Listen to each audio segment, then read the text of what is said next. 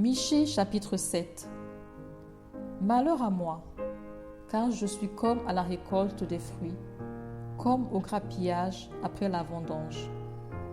Il n'y a point de grappes à manger, point de ces primeurs que mon âme désire.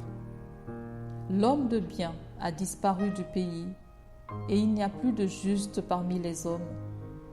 Ils sont tous en embuscade pour verser le sang. Chacun tend un piège à son frère.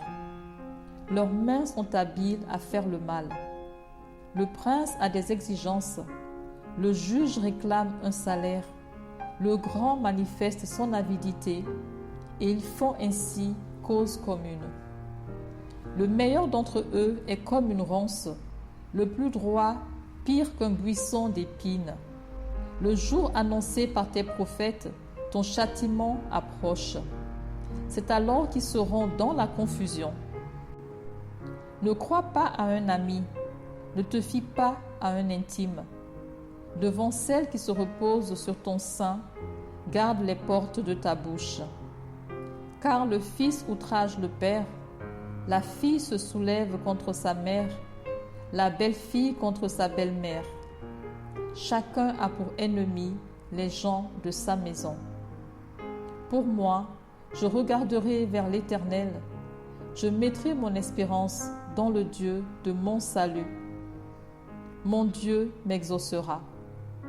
Ne te réjouis pas à mon sujet, mon ennemi, car si je suis tombé, je me relèverai. Si je suis assise dans les ténèbres, l'Éternel sera ma lumière. Je supporterai la colère de l'Éternel, puisque j'ai péché contre lui, jusqu'à ce qu'il défende ma cause et me fasse droit. Il me conduira à la lumière, et je contemplerai sa justice. Mon ennemi le verra et sera couverte de honte. Elle qui me disait, où est l'Éternel ton Dieu? Mes yeux se réjouiront à sa vue. Alors elle sera foulée aux pieds comme la boue des rues. Le jour où l'on rebâtira tes murs, ce jour-là, tes limites seront reculées. En ce jour, on viendra vers toi de l'Assyrie et des villes d'Égypte, de l'Égypte jusqu'au fleuve, d'une mer à l'autre et d'une montagne à l'autre. Le pays sera dévasté à cause de ses habitants, à cause du fruit de leurs œuvres. Paie ton peuple avec ta houlette, le troupeau de ton héritage, qui habite solitaire dans la forêt au milieu du Carmel. Qu'il pèse sur le Bassan et en Galaad, comme au jour d'autrefois. Comme au jour où tu sortis du pays d'Égypte, je te ferai voir des prodiges. Les nations le verront et seront confuses avec toute leur puissance. Elles mettront la main sur la bouche, leurs oreilles seront assourdies.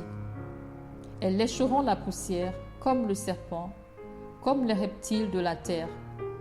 Elles seront saisies de frayeur hors de leur forteresse. Elles trembleront devant l'Éternel, notre Dieu. Elles te craindront.